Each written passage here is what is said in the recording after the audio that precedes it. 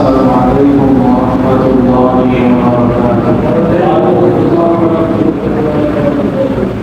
أستغفر الله أستغفر الله من كل ذنب وأتوب إليه. لا حول ولا قوة إلا بالله العلي العظيم. أستغفر الله ربي من كل ذنب وأتوب إليه. لا حول ولا قوة إلا بالله العلي العظيم. اللهم صل على محمد وعلى آل محمد كما صليت على إبراهيم وعلى آل إبراهيم إنك حميد مجيد. اللهم بارك على محمد وعلى آل محمد كما باركت على إبراهيم وعلى آل إبراهيم إنك حميد مجيد. الحمد لله نحمده ونستعينه ونستغفره ونؤمن به ونتوكل عليه ونعوذ بالله من شرور أنفسنا ومن سيئات أعمالنا. من يهده الله فلا مضل له ومن يضلله فلا هادي له. ونشهد أن لا إله إلا الله وحده لا شريك له. ونشهد أن سيدنا ومولانا محمدا عبده ورسوله الذي أرسله الله تعالى بالحق بشيرا ونذيرا وداعيا إلى الله بإذنه وسراجا منيرا. قال الله سبحانه وتعالى في كلامه المجيد وفرقانه الحميد. أعوذ بالله من الشيطان الرجيم. بسم الله الرحمن الرحيم. واذكروا الله في أيام معدودات. وقال رسول الله صلى الله عليه وسلم: ما من أيام العمل الصالح فيها أحب إلى الله من هذه الأيام، أو كما قال عليه الصلاة والسلام. سبحانك لا علم لنا إلا ما علمتنا إنك أنت العليم الحكيم. سبحانك لا فهم لنا إلا ما فهمتنا إنك أنت الجواد الكريم. لا إله إلا الله لا إله إلا الله لا إله إلا الله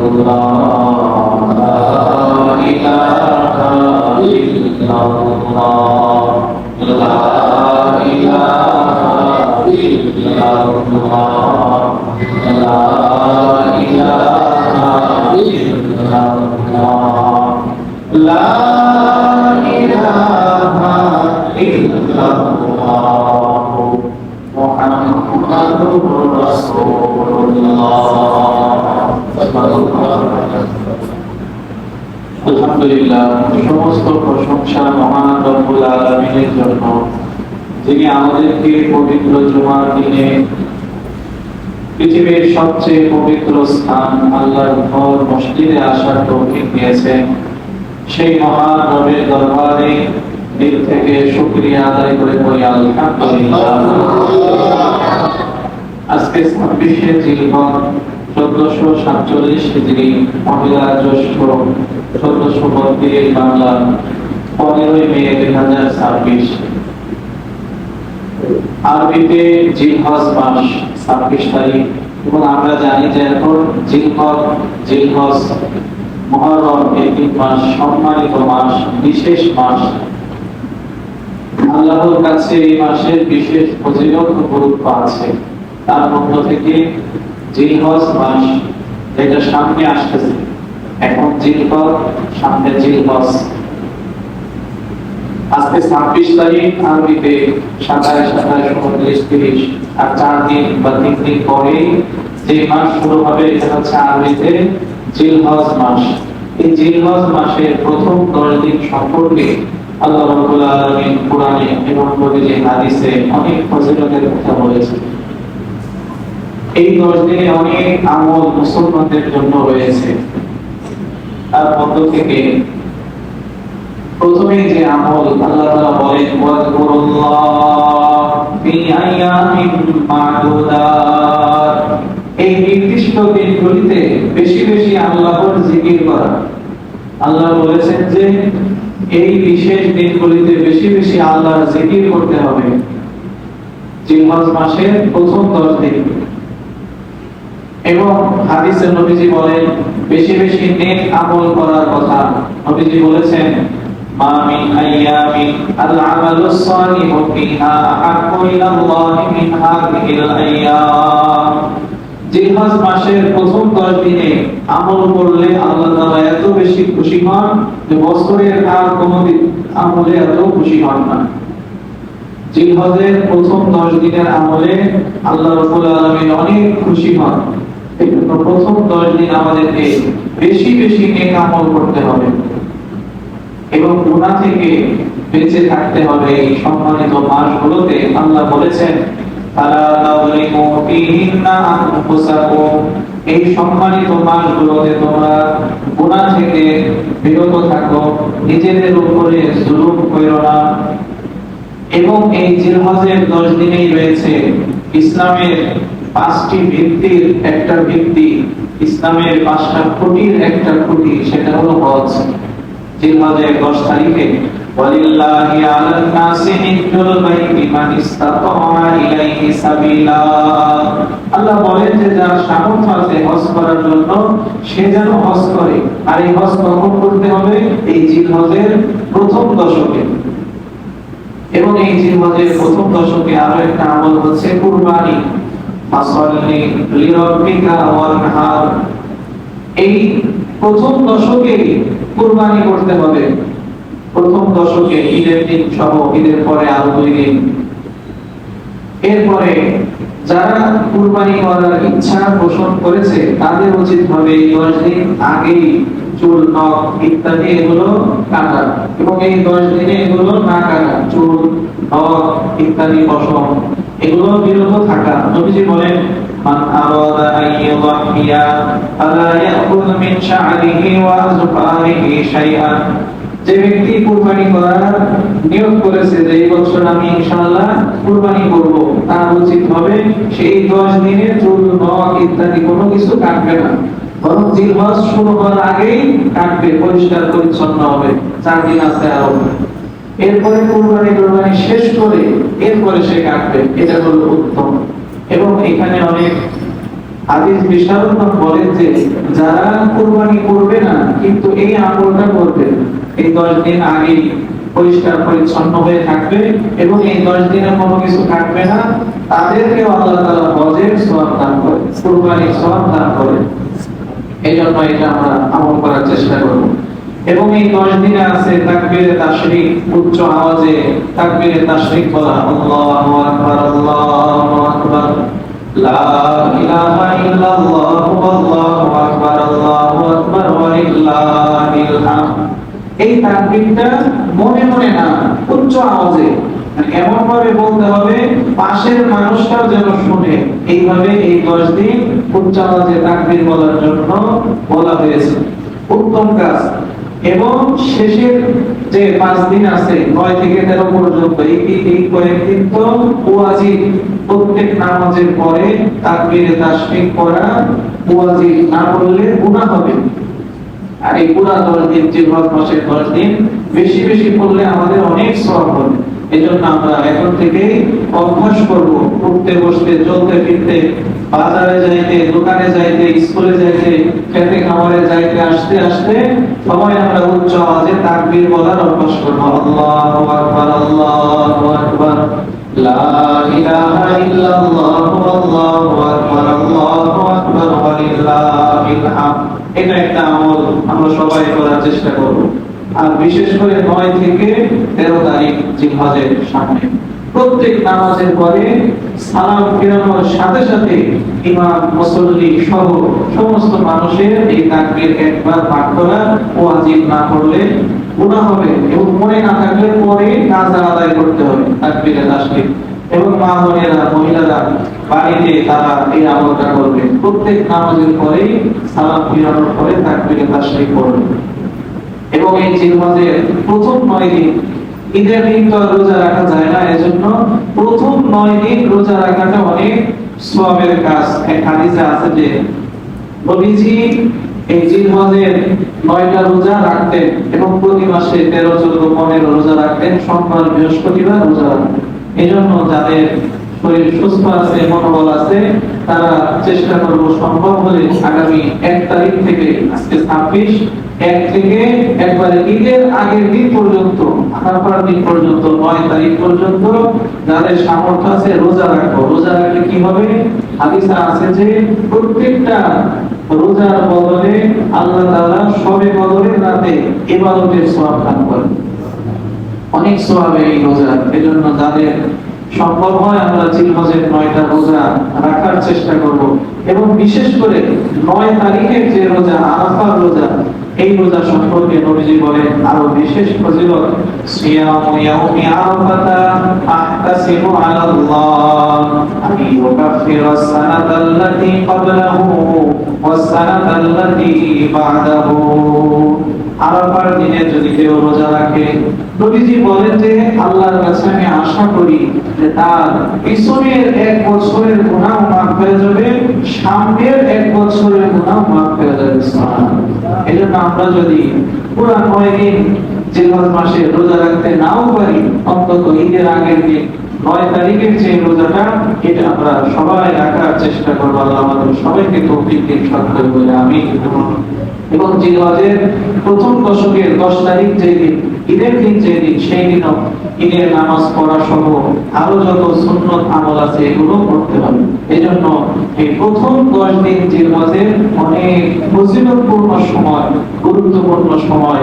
এই সময়ের প্রত্যেকটা দিন যেন আমরা আমলের মধ্যে কাটাই। আল্লাহ আমাদের সবাইকে তৌফিক দিন, সকলে বলে আমিন। এবং কুরবানির জন্য আমরা সবাই এখন থেকেই প্রস্তুতি গ্রহণ করব, কারণ এই কুরবানিটা ইসলামের অনেক বড় একটা নিদর্শন। কুরবানির মাধ্যমে আল্লাহ তাআলা বান্দাকে আপন করে নেন, কাছে টেনে নেন। আল্লাহর মহব্বতের পাত্র হওয়ার একটা মাধ্যম কুরবানি। এই কুরবানিটা একবারে পৃথিবীর সূচনা লগ্ন থেকেই আল্লাহ তাআলা সব যুগে সব উম্মতের জন্য এই বিধান রেখেছিলেন। যদিও এক এক উম্মতের কুরবানির সিস্টেম ভিন্ন ছিল, কিন্তু কুরবানি সব যুগেই ছিল। একবারে হযরত আদম আলাইহিস সালামের যুগ থেকে এই কুরবানি ছিল। তার সন্তানরা সর্বপ্রথম কুরবানি করে হাবেল কাবেল, ঘটনা আমরা সবাই জানি। হাবেল কাবেল কুরবানি করে, এক ছেলে তার যেই পশু ছিল সবচেয়ে উত্তম একটা পশু কুরবানি করে, আর আরেক ছেলে কাবেল সে তার যে শস্য ছিল ক্ষেত খামারি করতো, এগুলো কুরবানি করে, আল্লাহর জন্য উৎসর্গ করে। পাহাড়ের উপরে রাইতা আসে, ওইখানে আল্লাহ তাআলা হাবেলের কুরবানি কবুল করে নেন। এরপরে বিভিন্ন যুগে নবীরা কুরবানি করেছেন। তাদের কুরবানির সিস্টেম ছিল ওগুলো খাওয়া যাইত না, কোরবানির যে গোশত এগুলো তারা খাইতে পারতো না, কিন্তু আল্লাহ তাআলা আমাদেরকে সহজ করে দিয়েছেন আমরা কোরবানিও করি আবার সেগুলোর গোশত খাইতে পারি। সেই যুগে নিয়ম ছিল যে কুরবানির যে পশু বা যে জিনিস দেওয়া হতো, যার কুরবানি কবুল হইতো আল্লাহ তাআলা আগুন দিয়ে সেটাকে পুড়িয়ে ছাই করে দিতেন, আল্লাহ তাআলা কবুল করে নিতেন। এবং এই যে পশু কুরবানির যে সিস্টেম, এটা শুরু হয়েছে সাইয়েদনা হযরত ইব্রাহিম আলাইহিস সালামের মাধ্যমে। আমরা জানি যে মুসলিম জাতির পিতা হযরত ইব্রাহিম আলাইহিস সালাম, তিনি আল্লাহ তাআলা অনেক প্রিয় বান্দা ছিলেন, অনেক পছন্দের বান্দা ছিলেন। ইব্রাহিম আলাইহিস সালামকে আল্লাহ তাআলা অনেক পরীক্ষা করেছেন, পরীক্ষা করতে করতে করতে করতে তাকে অনেক সম্মান দিয়েছেন, জাতির নেতা বানায় দিয়েছেন। মিল্লাতা আবিকুম ইব্রাহিম, মুসলিম জাতির পিতা, জাতির জনক হিসেবে আল্লাহ তাআলা কোরআনে তাকে ঘোষণা করে দিয়েছেন, হুয়া সাম্মাকুমুল মুসলিমিন। এবং ইব্রাহিম নবী মুসলমান হিসেবে, মুসলমান যে নাম, এই নামটা ইব্রাহিম নবী রেখেছিলেন। এবং আমাদের প্রিয় নবী হযরত মুহাম্মদ সাল্লাল্লাহু আলাইহি ওয়াসাল্লাম ইব্রাহিম নবীর দোয়ার একটা ফসল। এই ইব্রাহিম নবীকে আল্লাহ তাআলা একবারে ছোটবেলা থেকে বিভিন্ন ভাবে পরীক্ষা নিয়েছেন। ছোটবেলায় যখন সে একটু বড় হয়েছে, পিতা তার মূর্তি পূজা করত। হযরত ইব্রাহিম নবীর পিতা আজর, সে ছিল অমুসলিম, ছেলে এত ভালো আল্লাহর নবী হবে, অথচ তার পিতা ছিল আল্লাহর দুশমন, মূর্তি বানাইতো। সেই পিতার সাথে অনেক বাদ বিতণ্ডা হইতো, ঝগড়া হইতো, তর্ক হইতো।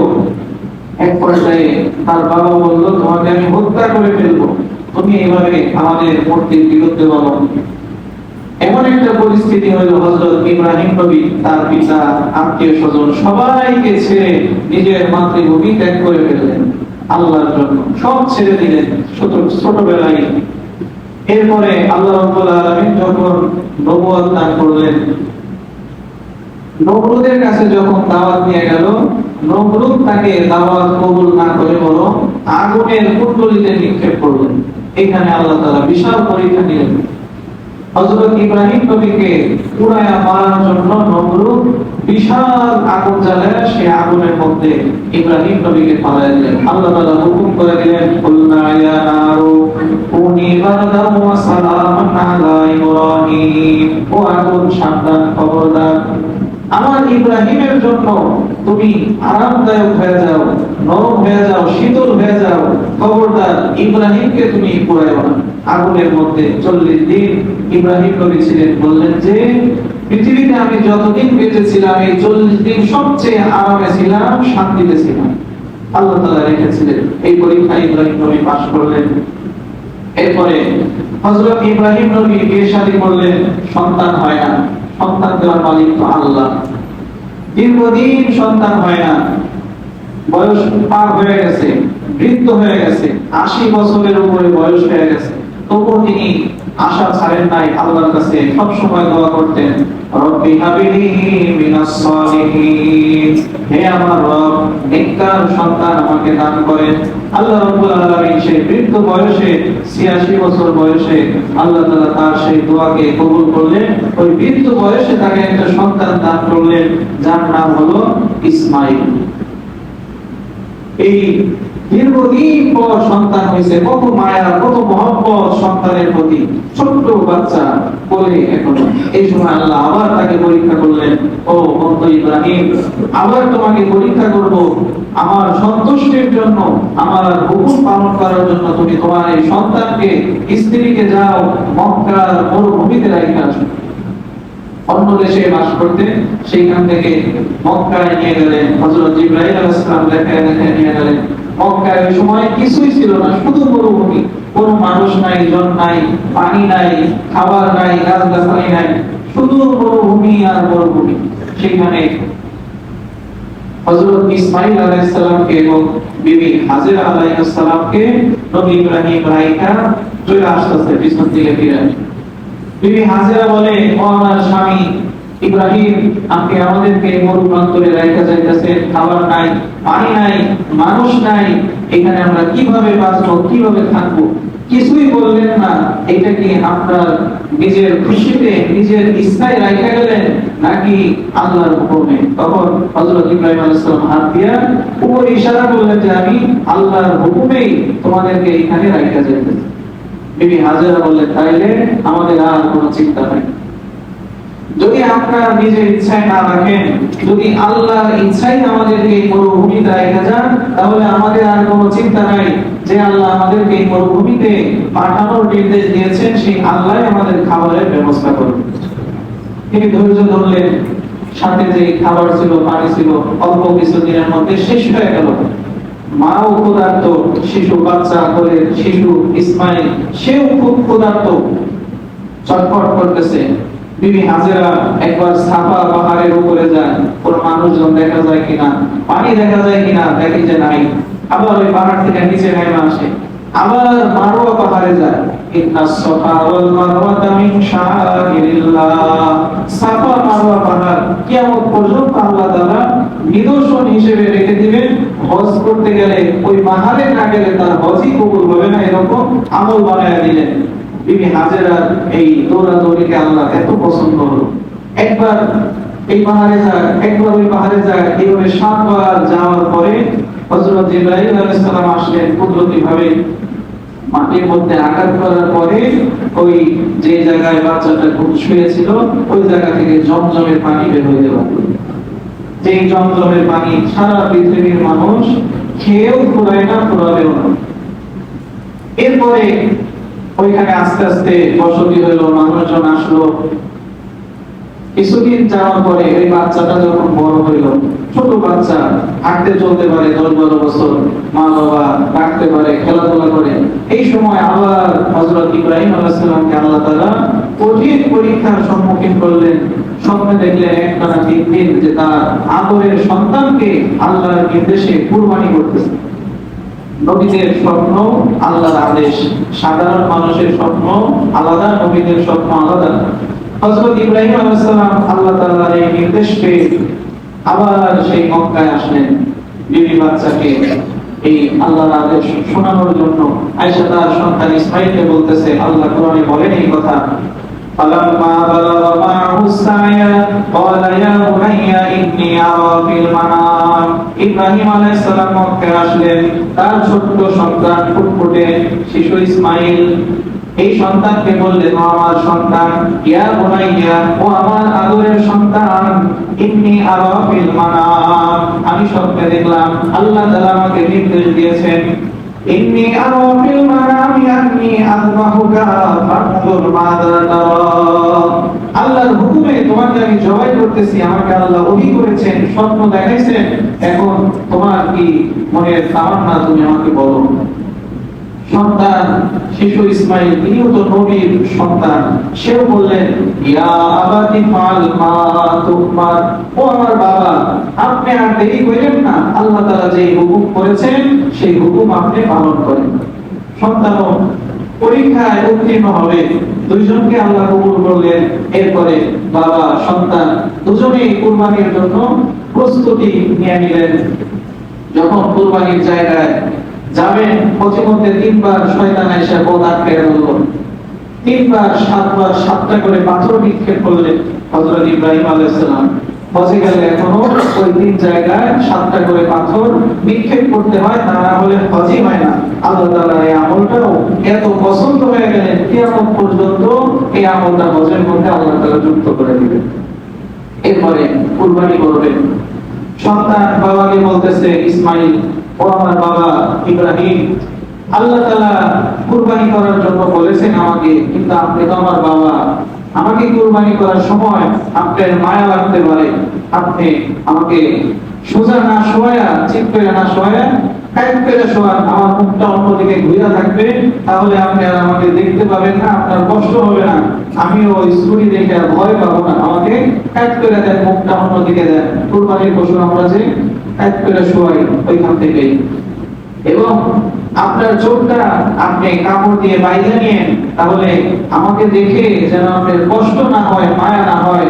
মায়া লাগলে যদি আপনি আমাকে কুরবানি করতে না পারেন, যদি আল্লাহর হুকুম পালন করতে না পারেন, আপনার চোখটা বাইরে নিয়ে কাপড় দিয়া, আর আমার শরীরের যে কাপড় চোপড় এগুলো খুলে নিয়ে, কারণ এগুলোতে রক্ত লাগলে এগুলো দেখে আমার মা হাজেরা কষ্ট পাবে, এবং এই কুরবানি শেষ করে আমাকে জবাই করে এরপরে আমার মাকে গিয়ে আমার সালাম জানায়।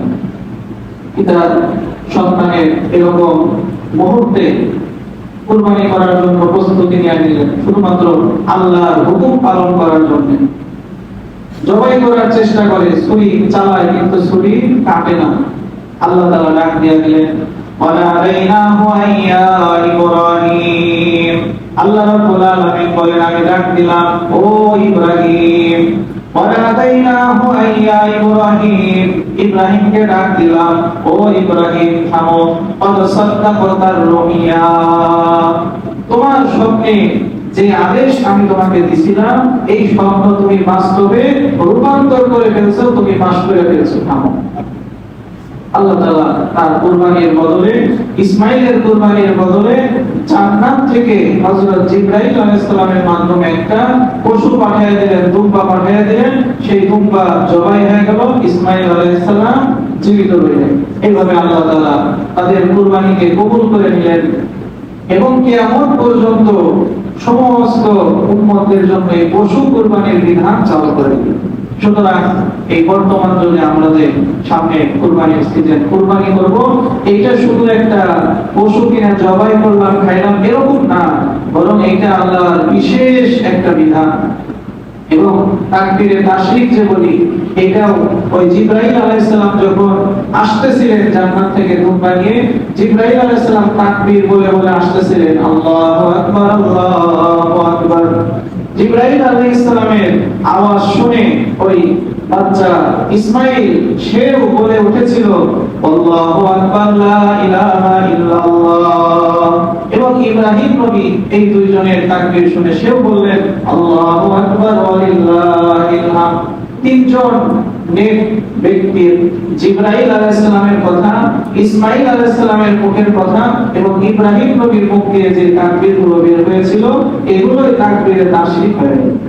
সামনে যেটা আমাদের উম্মতে মুহাম্মাদের 9 তারিখ থেকে 13 তারিখ পর্যন্ত প্রত্যেক নামাজের পরে একবার পাঠ করা ওয়াজিব করে দিলেন আল্লাহ তাআলা নবীর মাধ্যমে, না পড়লে গুনাহ হবে। এবং এই 10 দিনে এই তাকবীর বললে বেশি নেকি হবে।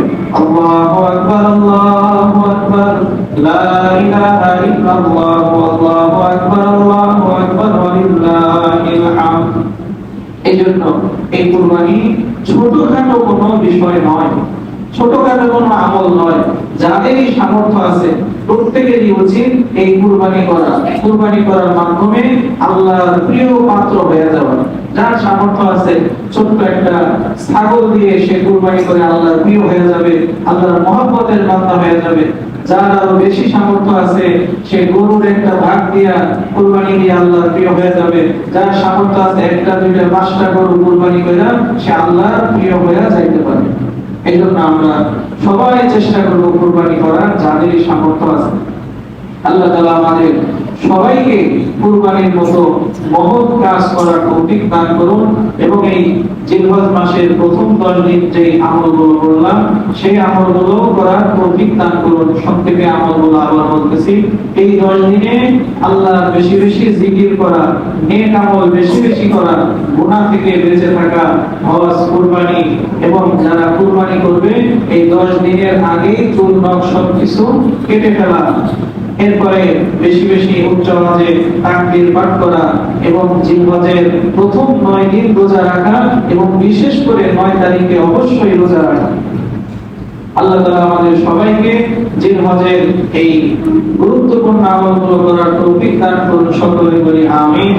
এবং পরিশেষে একটা বিষয়, সেটা হলো আমাদের ঈদগাহ মাঠ না কবরস্থানে কাজ চলতেছে, সবাই আমরা জানি। কবরস্থানের পূর্ব পাশে বাউন্ডারির কাজ চলতেছে। আমরা সবাই এখানে সহযোগিতার হাত বাড়িয়ে দেব। আমাদের ফান্ডে টাকা নাই, এজন্য সবাই আমরা এখানে সহযোগিতা করার চেষ্টা করব এবং বিশেষ করে যারা গত ঈদে নাম লেখাইছিলেন সবাই তাদের সেই প্রতিশ্রুতির টাকাগুলো দিয়ে দেওয়ার চেষ্টা করব। এবং আমরা সবাই একজন আরেকজনের খোঁজ খবর নিব, আত্মীয় স্বজনের কারা কারা নাম লেখা ছিল বা কারা সামর্থ্যবান আছে, একজন আরেকজনকে বলে যদি আমরা কিছু টাকা পয়সা এখানে আয়না দিতে পারি, আমি নিজে না দিতে পারলেও আয়না যে দিলাম এই জন্য আল্লাহ তাআলা আমাকে সওয়াব দান করবে। এজন্য সবাই আমরা কবরস্থানের এই কাজটার প্রতি বিশেষভাবে খেয়াল রাখবো। আল্লাহ আমাদের সবাইকে আমল করার তৌফিক দান করুন, সকলে বলি আমিন। ওয়া আলহামদুলিল্লাহি রাব্বিল আলামিন। সুন্নাত পড়েন নাই, যারা কাজ শুনবেন।